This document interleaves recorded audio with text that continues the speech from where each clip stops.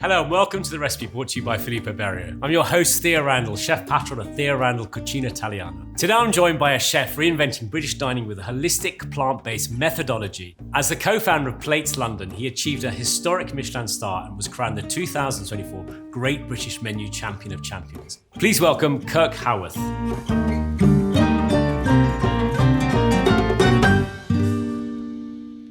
Kirk, it's a real pleasure to have you here. This show is all about recipes with meaning, recipes that tell a story. What are you going to cook for us today? So I'm going to cook an English rice pudding with vanilla, Yorkshire rhubarb, and a medicinal spice milk that has licorice, nutmeg and cinnamon in it. Okay. And a little trick that I've added, which is a bit chefy, that we fold in silken tofu at the end, just to give it a little bit of butteriness and get that mouthfeel super silky. And silken tofu is the milk from tofu? It's the milk from soybeans. Soybeans, yeah, sorry. And then they agitate with an enzyme, basically. Okay. Almost like you set cheese with rennet. And then, you just basically take it to like 84 degrees and then allow it to set. And has it got that sort of taste of tofu, or is it a little bit sort of milder? Well, I think tofu doesn't have the best flavour, doesn't have the best, it's not a taste thing, it's more of a texture thing. You have to inject the flavour into it, right, and that's the chef's job. Yeah, but your job, you're yeah, very good at that. Exactly, that's our job. But on this note, it's literally just folded in purely because of the mouthfeel, because the flavour is going to come from the rice and the vanilla and the spices. So where did you get your inspiration from? Because I mean, literally you have created a restaurant which is, let's say it once, vegan. You can say it. And obviously it's a word that's used probably too much and shouldn't be, because it's all about the ingredients and creating food that is sustainable and fresh and has incredible flavour. Where do you get your inspiration from? You know what, I think it comes from kind of my own journey with my own health and having to think so differently for myself. I can't remember the last time I looked in a cookbook, maybe 5-10 years ago. I don't look in cookbooks. I had this moment one time that I used to look in cookbooks when I was younger and I felt like I was cheating.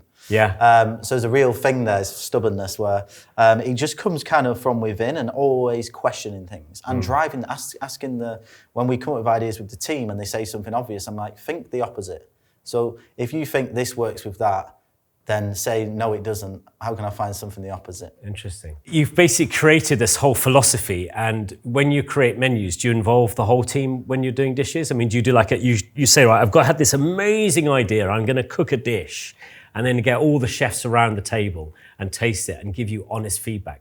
Do they actually give you honest feedback? Yeah, I asked them to. I think the biggest thing with cooking is like, take out the ego. Yeah. Like, if we all just want to be the best, let's say what we really think, and then we all learn from it. I tell them to tell me, yeah, for sure. Because as well, when you have so many chefs that have different upbringings and different culture and different experience in restaurants, that's really valuable. But you're very good with your team. I mean, the team work 4 days a week, you're closed for 3 days. Yeah.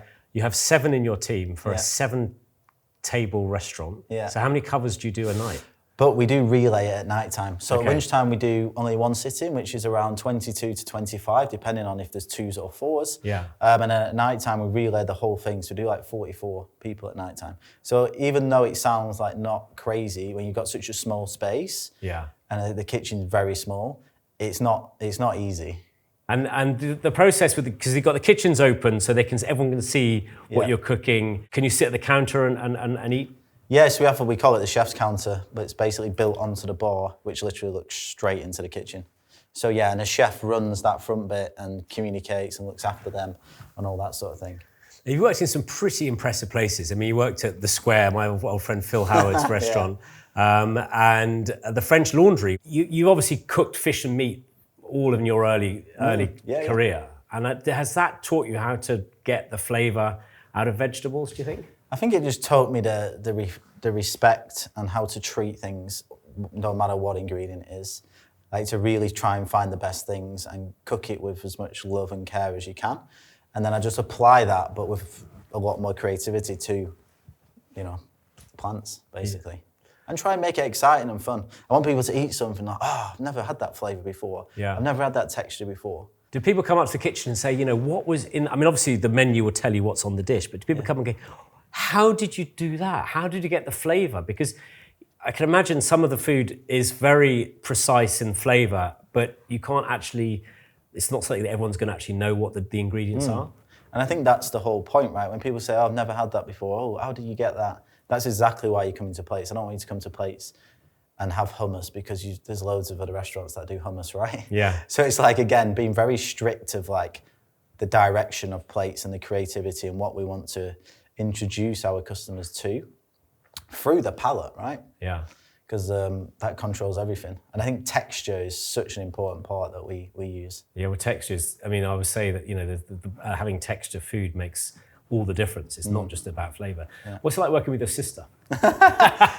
She's amazing. I think she deserves so much more credit. I think because I'm the chef and, everyone looks at the food and celebrates the food and, I feel sometimes a bit guilty because she's in the back in the darkness, actually working till midnight every night on the computer, doing all the admin. We are like, I couldn't do it without Keely. She's amazing.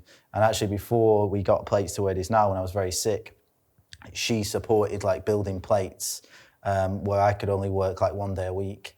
So she's been through and been very loyal to me from the very start. And something bigger at times when I couldn't because I was like in a tough place and stuff like that.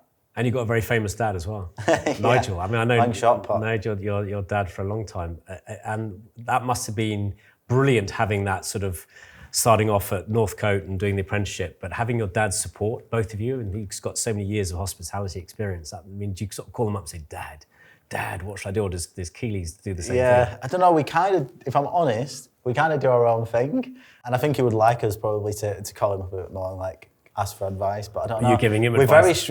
We're very strong-minded. I think we know kind of what we want to do and how we want to get there and how we want to run our stuff. Yeah. But we speak about stuff all the time, like if I'm struggling with a certain thing. And, because my dad's a very strong man. He's been through a lot. Yeah. So his kind of resilience and his drive and his kind of stubbornness to keep working when it gets tough and stuff like that. I think me and my sister have both got in our blood. So that does help in restaurants. It really does. In hospitality, it really helps. Yeah. Right, I think we should start cooking your delicious rice pudding. So first of all, we've got the rice in the pan with the oat milk. Then we're going to add the coconut milk. That looks like quite thick coconut milk. Yeah, it needs to be a good quality, organic, creamy coconut. Because whenever I buy coconut milk, it was kind of seems to be separated, and you get all of the kind of the fats, the liquid at the bottom. Liquid at the bottom, and it's. I mean, is that just the quality of the milk? Yeah, and you just have to let it come to room temperature, and then mix it together before you then do your recipe. I think a lot of people just go straight from the tin. Yeah. And then it's separated. It's almost like clarified. Yeah, you clarified. Right? Yeah, exactly. So yeah, you have to just, again, taking the time. I've added a little bit of maple syrup, which is an important thing. We don't use any processed or refined sugars at plates at all. So we only sweeten with organic maple syrup or coconut sugar. We're just going to cook the rice till it's tender, really. Not overcooking it's important, obviously like risotto, because you can blow it and then you end up with this horrible texture. Your choice cooking vegetables, is that down to health? I mean, you got Lyme disease back in 2016. Yeah. I mean, how did you get that? I mean, there's a few reasons, but I got bitten in Australia at the time. And I was asleep, I didn't know what it was, but my hands swelled up really, really bad. And then the doctor just gave me like a week of antibiotics, said when it goes down, it's fine. But then after that, I just started having all these crazy invisible symptoms, like really bad stomach problems, really bad chronic headaches, but not headaches where you take a paracetamol and it goes. Like just wouldn't leave. Severe dehydration. And then it started to go into my body where I had like chronic pain. So I used to run in Australia about 30 to 40 Ks a week. Because the weather's so good, everybody runs. And I just literally couldn't run anymore. I was even struggling to walk up the stairs because the pain was so bad. Yeah, and it was a pretty scary time in my life. And I was at the other side of the world then, and my dad was like, well, I can't help you at the other side of the world. And I always kept going to all these doctors, spending, £1,000 on spine scans and all these scans all over my body, and we couldn't find anything. Because everything's private over there, really. You don't have the NHS like you do here. So that's when I had to come home and moved back in with my dad, basically. And then we spent about 6 years then, again, going from doctor to doctor, going through the same situation of not knowing what it was. But you were still working as a chef there at this time? Yeah, stupidly, yeah. I came back, I actually helped my dad for a bit, but then because I worked for myself, it was very hard to then go and work and live with my dad again, because I'd done it for 6 years and apprenticed. Yeah. And it was not that we don't love each other, it was just like, okay, I kind of don't want to get told off with my dad when I'm 25, 26, do you know what I mean? Like, stop leaving your socks on the floor. Yeah, and then you take it personally, and then it becomes like part of your home life. Yeah. And then it just didn't, so then I actually Took a job at Sat Baines, which I thought I could handle, because invisibly I was very ill. But in my mind, I'm like, well, I don't know what it is. And I was on a lot of medication so I could keep the pain down. But I did 11 months there, and then I was just getting worse and worse and worse and worse. And then I was like, right, even myself, my own silly little ego that I can't give up cooking, stop cooking. I was like, yeah, I have to stop now, because I need to just focus on finding what's going on and how I'm going to get better, because I don't want to be on this medication when I'm 40, or I don't want to feel like this. It was horrendous. And the hardest part of anything that's invisible is you're pretending all the time to people that you're fine. And it's a very lonely thing, and I think it's not spoken about enough. And I think in kitchens, I think we've come a long way now, but back then I didn't really feel, I don't know, I thought like I wasn't a strong person if I told someone how I was really feeling inside. So yeah, that's when I had to stop working. And did your diet, I mean, you changed your diet, presumably, that make a big difference? Did a doctor tell you, Lily, you've got to change your lifestyle? I mean, you know, a lot of people don't really actually understand the pressures and of what being a chef, you know, what it involves. But yeah, did you get some good advice? I mean, look, GPs are amazing for things like you break your ankle or you need certain things. But when it comes to like chronic, complex conditions, it's not their fault. So, you know, they're just not educated on it. They're not educated on nutrition. They're not educated on, and they don't have the time, I don't think, you know, because there's so many people. Yeah, of course. And you've only got like, if you have a GP appointment, you've got like maybe 15 minutes. Yeah. You're talking about something that stems from maybe my stuff from even childhood. Yeah. You know, you can take months of time to really, that's what I spent. I spent years researching and trying to find out what's going on. Then you open up a whole can of worms and a whole new world of like, actually, we know nothing about real health and root cause of health and where all these things come from. Talking about health should be interesting, not negative. I think sometimes it can feel quite negative and dark, but I kind of was like, if I'm gonna get better, I need to like almost be into it, almost enjoy learning about what's going on in myself, to then use that energy to try and get better. So this is a big change in your life, and that presumably inspired you to open Plates. Oh yeah, like Plates would never exist if I didn't get sick. I always wanted a restaurant, but I would never be cooking plant-based. Now I look at my life, I'm like, oh my God, it was almost like it was pre-planned for me to go through that. Yeah. Even though I won't wish it on anyone. What it has done is made me such a better person. And I look at my staff differently, I look at life differently. What is important to me and what I value is so different. When you've lost your health, you realise the only thing you ever really need is your health. But being good to your staff is very important because they look after you. I mean, you know, you're giving people 3 days off. They're working hard, but they're actually got time to sort of think and enjoy life a bit. I look at my life and I worked in some incredible kitchens, worked for some incredible bosses. But now I go, okay, what did I like from that? What did I not like from that? What do I agree with? What do I disagree with? And then I make my own decisions about. And I just go, when I used to walk to work as a young 21-year-old kid, how did I want to feel? And that's how I try and make them feel. They should never be coming to work anxious or worried or scared, or, you know, that they should come to work because they're really excited to come to work and they love it. And if they don't love it, then we have a problem. And that's when I address things. You know, it's like, why are we not smiling? Why are we not? And don't get me wrong, kitchens, there's pressure and there's stress for all of us. And some days don't go as well as others. But it's like, how do we then, you know, manage that and not make it like, such a negative thing? And it's like, okay, what can we learn? It must have been quite a shock coming to London, you know, all those years ago, and to working in restaurants like The Square, where, you know, it's not probably as friendly as other places you've been to. Yeah, because I grew up as an apprentice in my dad's kitchen, which my dad actually wasn't easy on me. But like the people up north, it's just a different mentality. Yeah. You know, everybody says morning, everybody says how are you, and everyone, you know, always someone will make you a cup of tea or something like that. You actually forget how important them things are to your work. Of course. And the culture that is. And getting on a tube, like I'd never got on a tube in my life before, and then being a 21-year-old kid and getting on a tube and no one really looks at each other.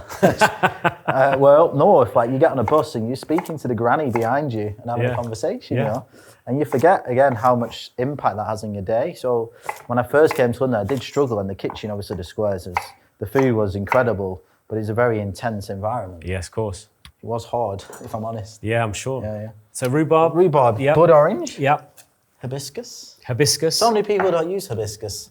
Hibiscus is sorrel, Nigerian sorrel.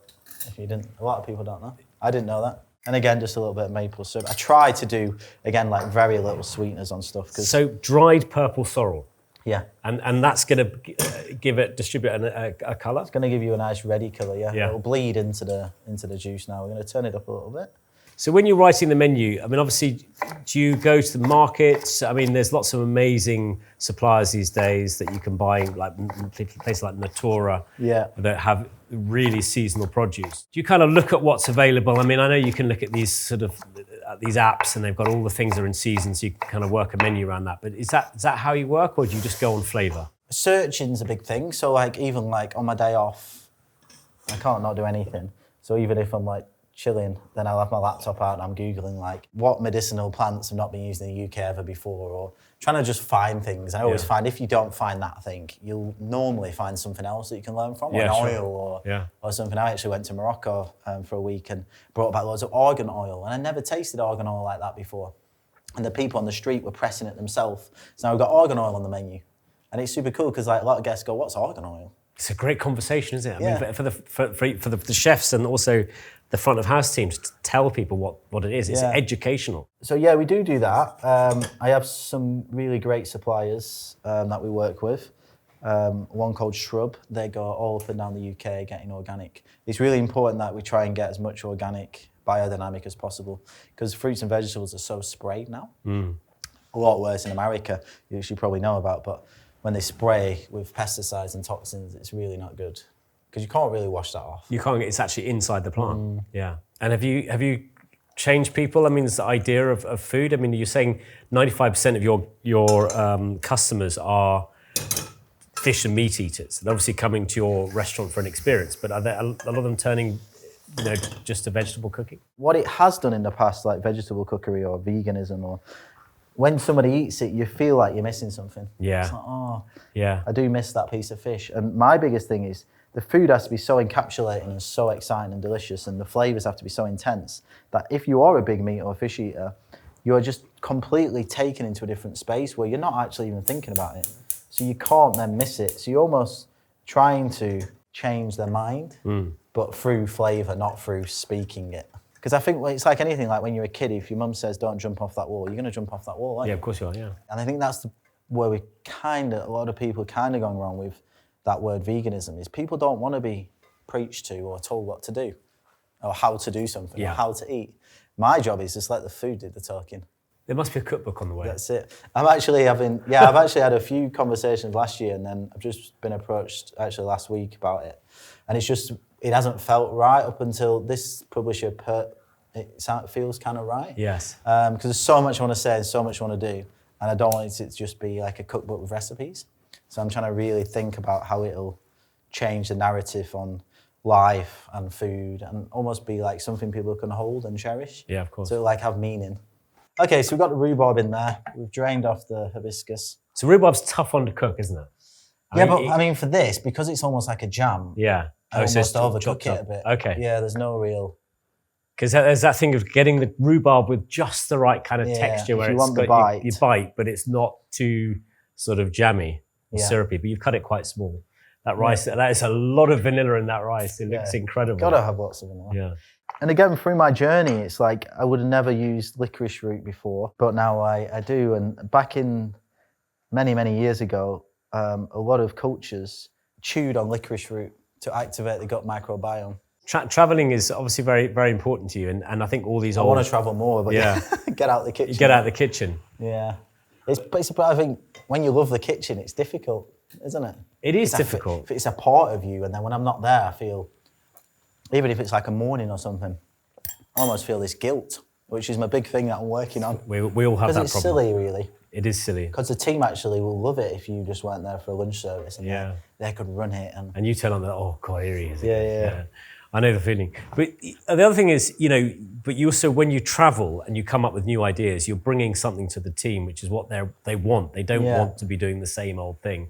They want to have something new. And so you've got to keep teaching and training. Like the minute they get bored, that's when they start looking for another job, right? Exactly. If like you're not driving them and the ideation of your food, then that's when they start going, well, it's a bit boring. I'm just doing the same things every day. I'm not really learning anything. And the thing is with what we're doing is, apart from one of my chefs, they're not plant-based. So they're actually sacrificing filleting a piece of fish or cooking a scallop or them kind of skill sets to come and work with me on a completely different genre of cooking, right? Which is super amazing. And I don't really stop and think like how cool that is sometimes, but it's super cool, right? Yeah, very cool. They're actually, that's a level of like really wanting to work at plates. Yeah. How often do you change a menu? Because I mean, that must be, because it's a set menu every day. Yeah, just one menu. So one menu, lunch and dinner. Yeah. So how often do you change that? I never change the whole menu at once, takes too long. So I normally change like 1 or 2 dishes at a time. Yeah. So like next week, actually, we got 3 new dishes going on the menu next week. That's the most I've ever done at once. But I used to self-sabotage myself, which is a big learning. I used to like really get imposter syndrome where if I don't change dishes enough, I'm not progressing. Yeah. And I used to change dishes fast. And then the dish that I swapped it for wasn't as good as the one that I had before it. Yeah. So I'm like, and then the guests suffer. Yeah. You know, we did the chocolate gâteau from Great British Menu for nearly 18 months every day, and the guys are making 300 a week. When it's been on the menu for a year, it's old to us, but to them, they've never had it before. So it's like, wow, this is amazing. But at the end of the day, it's the guests that pay the bills. Exactly, it is. So what was it like winning Great British Menu? I mean, that is pretty mega thing to win. It was amazing. It was... Champion of champions, by the way. And not a lot of people know this, but I did it 3 to 4 years before. Like still kind of working out this style of cooking. And I actually struggled with not knowing anything about TV, never really filmed before, never mind in a competition. Where there's like, everybody's got 2 cameras right in the face. Yeah, yeah. And I really struggled and I messed up a couple of dishes. And I after that, I'm mentally really strong. That's one of my strongest kind of things of myself. But mentally, I really struggled after that. For about 6 months, I just felt so bad because I got like a 7 and I'm like, my food's not a 7. Yeah. So it was really difficult. And I always was like, when I go back, that is never gonna happen again, like that feeling, because I'm emotionally connected to my food through the journey of my health. And I've had to really work on myself with that of not being, some people don't like it, you can't please everybody. Well, I take it personally because it's attached to a journey within myself. Sure. So it really hurt me, like really bad. So what I did is wrote like a whole journal out of like what I'm gonna do, what I learned from all the mistakes I did. And I just like every week just kept reading it. And then when I got invited back, I just practiced and practiced and practiced. Determination. Yeah, I got chefs to come in and pretend they were the judges. So because I'd seen it and I understood how it works then, from the first time, which I never knew, I was just going into the unknown. It's a tough environment. I saw everything, and I was like, okay, they say you have an hour, but Andy Oliver comes to talk to you for 20 minutes. Yeah. So you don't really have an hour. No. And these sort of things. So when I was practicing the dishes, we would time it, and I would get my chef to pretend they're the judge and like ask me the questions that I know they do and stop and start. You know, all these things have a huge factor. Yeah. Because they take you out of the focus of cooking. You know what I mean? But winning that was the best feeling of my life, 100%. So tell us about your community table. This sounds like a really interesting, sort of very generous thing to do. Thank you for noticing that. It's something I've wanted to do since when I was struggling with my health. Yeah. Because I was fortunate enough to be able to go home, live with my dad. Obviously, I couldn't pay rent because I couldn't work. Pretty much that time in my life, because all I was trying to do was find out what's wrong with me. All I was communicating with is people that were sick, like that were struggling with the same thing. And so many people that like, they're a single parent, they could only just afford to buy food, but they can't eat the right food because there's, like when you have a chronic illness, you need to eat really clean as well. You can't be eating McDonald's. So how does community table work? How do you choose the people? I mean, do people apply or do you just... which is, the stories are just, again, it makes you realise life and, you know, I think when you're running restaurants, you're just constantly on the go and moving and trying to get everything done. And when you read the stories of like some of the things that these people have done or they've been through, I mean, again, it's just like the gratitude for like, you know, like everything's okay. Yeah. Do you know what I mean? But they apply online and it's more, so if you had a friend that's gone through something, you would then apply for them. It's not the person that's struggling that generally applies. Yeah. And then they write in why that person deserves to be like, come to Plates and be treated by us. So they get the full experience, they get all the courses, wine. Everything they want. Amazing. And then we just make them feel special. Because I always say this to the guys, like, take the food away. The energy of the people is the most important thing. Like how you act, how you look at someone, how you make them feel. Yeah. You can have the best, I'm sure you've eaten in a restaurant, right? You can have the best meal in the world. But if people are rude, that food doesn't taste as good. That's true. And this is constantly like, come on to the staff, it's like how you make someone feel is the most important thing. As soon as they walk in that door, I think that scientifically, you've got about 8 seconds before you lose them. So like how you welcome them, how you sit them down, how you pull the chair out, how you speak to them. As soon as that, them things are the start of a good experience or a bad one. And I say to them, like, we're so lucky that we get to do this job where it's human to human connection. Yeah, people forget that restaurants are actually, it's part of the community. People long to go to restaurants, so they feel welcome and they feel recognised and they come back and they get looked after, and that's what we do. So this dish has come from your determination to make things good. I mean, your experience at school was terrible rice pudding with lots of jam. I mean, a lot of us have probably memories of like jam roly-poly and custard, But that kind of is there's a sort of vein of truth in the whole of your life. You've gone from sort of making a mistake or tasting something not great and then making it amazing again. I mean, that's quite a nice thing to sort of do, really. Yeah, like rice pudding was a big thing at school, and it used to be like dry and stodgy and thick. Yeah. And then what's interesting as well when you actually look at the palate is what we like and what we dislike as an adult is determined by what we're introduced to as a kid. So if our parents, my brother-in-law hates courgettes because his mum doesn't know how to cook them and they were all soggy and watery. And then I cooked them for him and he's like, oh my God, this is a completely different thing. Yeah. And also like at school, there's lots of sugar and all these things that generally like change the way our palate adapts or likes other certain things. So we do a project we have a development kitchen behind plates as well. Our project is called Unfuck Your Palate. Yeah. And it comes from me having to change the way I ate. And one of the biggest things was when I had to take sugar out of my diet. And I was a massive like sweet tooth, but I did, like a Snickers or a Mars bar. Yeah. Haribos, I used to love them sour Haribos. It was like going cold turkey, like my brain was like missing this sugar everywhere. And it was like 15 years ago, I had to turn all the packets around and read what's in them, purely because I was like, it was a big like moment for me going in a supermarket. It's so much better now for dietaries. But when I went in Sainsbury's like 15 years ago and turned everything around, I'm like, wow, this bread's got like 500 grams of sugar in it, or this and this and this, and I can't have this and this and this. And your palate changes when you stop eating those foods. Yeah. It's like if we give someone raw cacao, why is it so bitter? Because we're used to eating chocolate. Because we're so used to eating things that have got so much sugar. But it's so good. But we blame the ingredient. But it's so good to show people what the real taste is. Yeah, so that's what we do at for the project. Yeah. And we make it super like immersive. So we play like a really amazing soundtrack.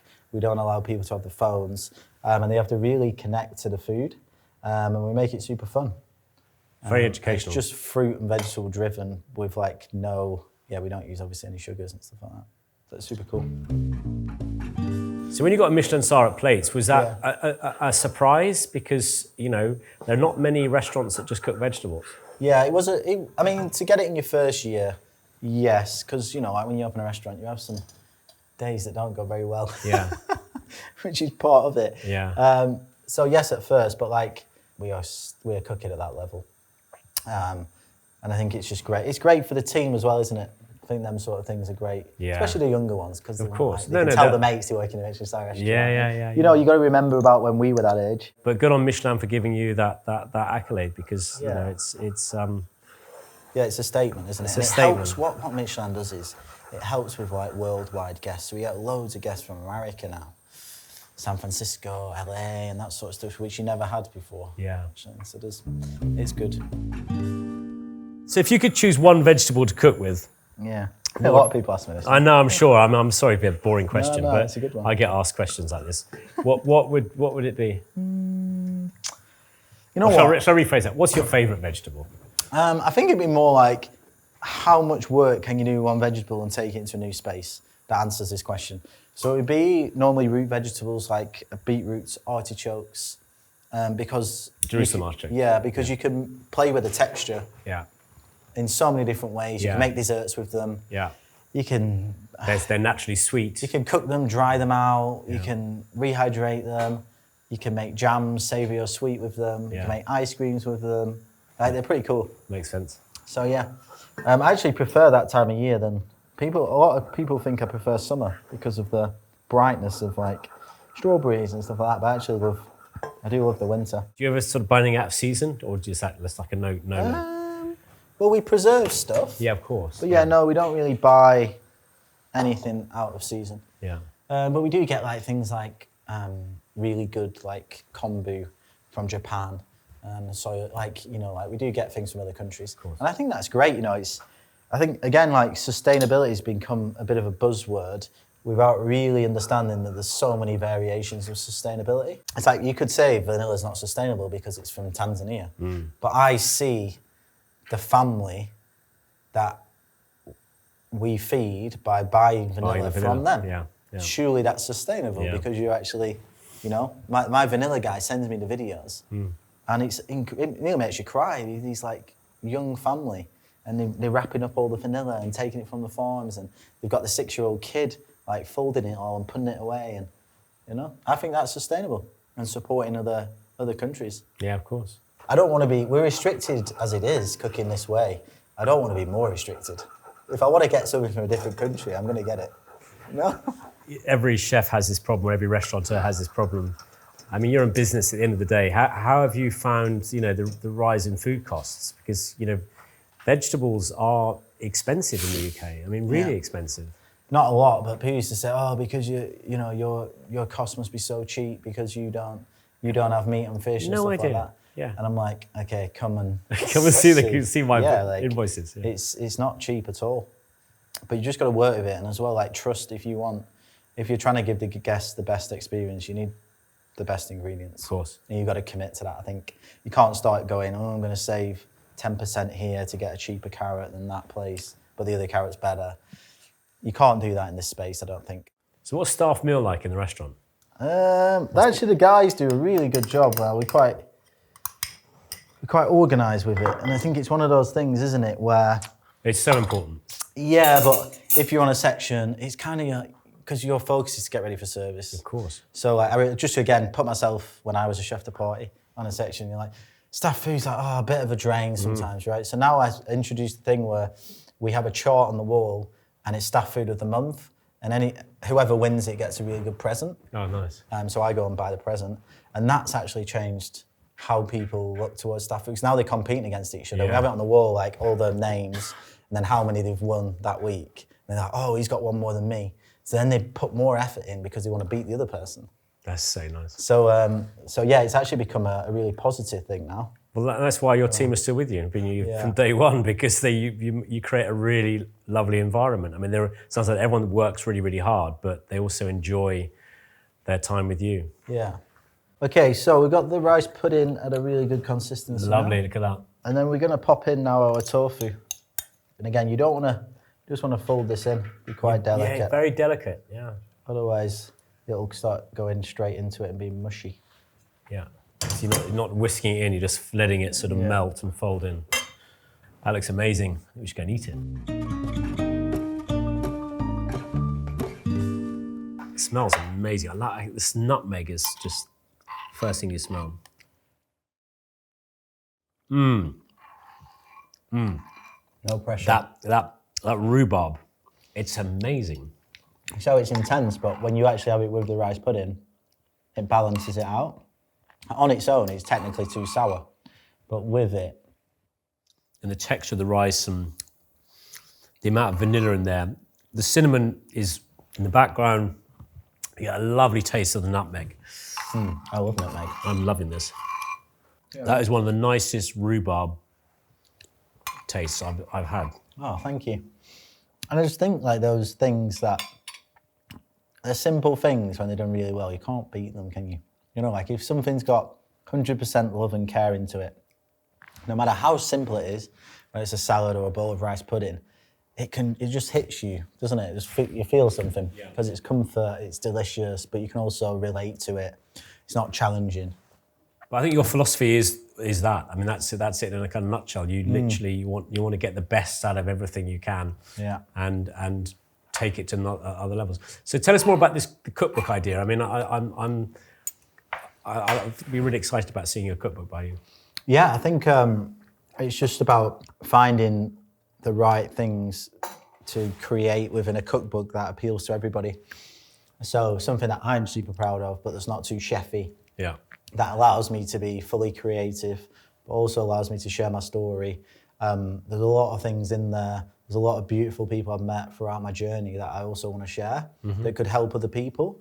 So I think it needs to be a hybrid between that and like amazing food recipes.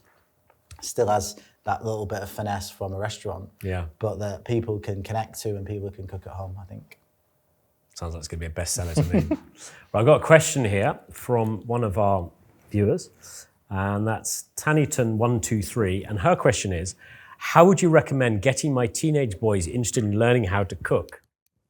I think if you as a parent are cooking, then that's the first thing, isn't it? If you're making the effort to make home cooked meals at home, then that's consciously going to make an impact on them. And then I think you've got to make cooking fun. I think too many people think cooking's a chore, where you can put music on, you can sit your kid on the table whilst you're watching one thing and they can mix the cookies or something like that. I think you've got to be creative and create a space that they want to be excited about going into, right? Yeah. So I think it's how you make cooking interesting to your child and not like, oh, it's boring or it's tea time again. Do you know what I mean? Yeah, of course. It's like, I think it's similar ethos I have in the restaurant. It's how do you make a kitchen fulfilling and exciting and a place that they want to be in. Yeah. I think it's the same philosophy, really. Keeping people happy. Yeah. Which isn't easy. You know, it's we're only tough. human, aren't we? Yeah. Kirk, that's absolutely delicious. I'm so looking forward to a cookbook coming out, and I'm going to come to your restaurant very, very soon. Thank you very much for coming onto the recipe. It's been brilliant having you. Thank you. Thank you for listening to this episode of The Recipe with me, Theo Randall. You can find Kirk's full vanilla rice pudding recipe on the Filippo Berrio website at filippoberrio.co.uk/Theo. You can also submit a question for one of our future chefs. Don't forget to subscribe, follow, and share the podcast wherever you listen. Until then, happy cooking.